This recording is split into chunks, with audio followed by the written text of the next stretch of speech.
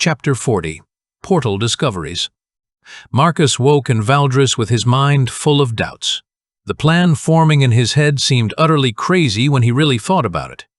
Enter a dark Empire mage's precious facility, steal what they needed, then come back here and defend the city against overwhelming odds.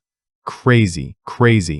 Tom was waiting for him outside their family house, looking eager despite the early hour.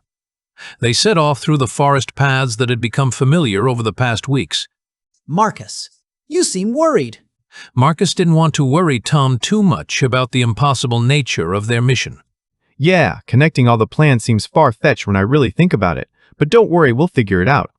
The forest around them was peaceful in the morning, light birds calling from the canopy above and small animals rustling through the underbrush.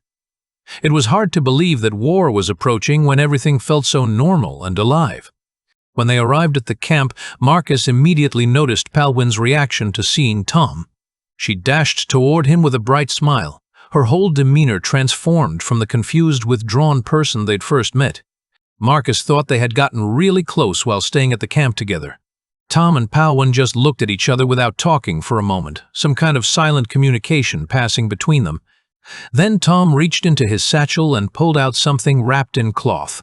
It was one of the garments they'd made at the textile shop, beautifully crafted with the precision of their mechanical sewing methods. I brought this for you.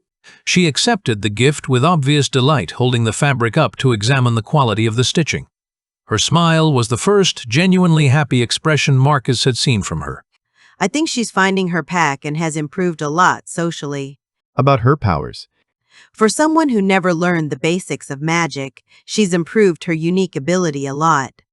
But we still don't know the edges of her power. Since the siege is getting close, I need her to help me out. Can she open portals to far distances? Alluro considered the question carefully.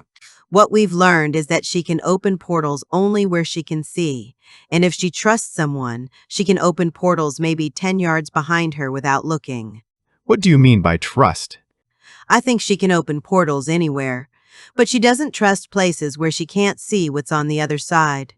What if her friends could communicate over long distances and tell her to open a portal beside them? That might work. Are you thinking about Tom? Tom, Sarah, Aldrich, me, you. And maybe Celestine, he thought to himself. It might work. Let's test it.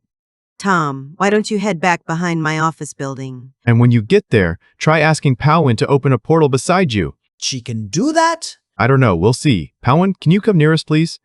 Palwyn had already changed into the new clothes Tom brought and looked happier than Marcus had ever seen her. The simple gift seemed to have unlocked something in her emotional development. Tom jogged away toward the back of the camp while Marcus and Alluro watched Palwyn carefully. Okay, I'm hidden. Trying now.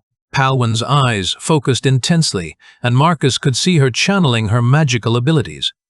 Liquid black electricity began pouring in front of her, swirling and crackling as it formed into a human-sized portal. It's incredible.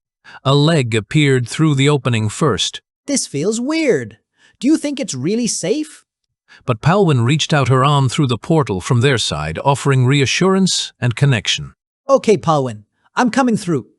His whole body appeared through the portal in a rush of movement and magical energy. The transition looked smooth and natural, like stepping through a doorway. Oh, I'm alive! Congratulations, Palwyn, you did it! Fascinating. Congratulations, Palwyn. Marcus started thinking furiously about the implications. If Palwyn could open portals based on trust and communication, they might not have to travel for miles to reach Malakar's facility. She could potentially open a portal directly there. But for that to work, they would need someone inside the facility first to guide her. Someone would have to break in and steal something to establish the connection. I have an idea. But first, I need to explain to you how you'll proceed with the city's attack plan. Please call Han as well. Han appeared shortly after wiping sweat from combat training with other defenders. His weathered face showed interest as he joined their planning circle. Marcus spread out the maps and tactical information he'd brought from the royal planning sessions. The king has agreed to coordinate our guerrilla operations with the official military strategy. Commander Kane will engage Malachar's forces in the Sorga Valley with hit-and-run tactics. While they're occupied there, we'll be attacking their supply lines from behind. That's the kind of coordination we've needed for years. What's our specific role? Food supplies, weapons, stores, communication lines. everything that keeps an army functioning. By the time they reach Drakmore, we want them weakened and demoralized. Whoa. And then? General Garup will attack with the full royal army before Malachar can establish siege positions. Rangers on the walls will provide defensive fire while staying out of range of his mind control abilities. Marcus paused, looking around at the assembled defenders. These people were volunteering to risk their lives based on his planning and coordination. There's something else, though, a separate mission that could determine whether we have any chance against Malachar directly. As evening approached, Marcus felt the familiar mixture of excitement and terror that came with dangerous missions. But he also felt something else. Hope. Paulwyn's portal abilities were more powerful than anyone had realized. If they could master using them tactically, they might actually have a chance against threats that had seemed impossible to overcome. The Academy infiltration would be their first real test. If they succeeded, it would prove that Marcus's crazy plans might actually work. If they failed, it would be a costly lesson about the dangers of overconfidence. But sitting in the defenders' camp, watching Tom and Palwyn prepare for their first covert mission together, Marcus felt optimistic for the first time in weeks. They were no longer just reacting to Malachar's overwhelming advantages. They were developing capabilities of their own.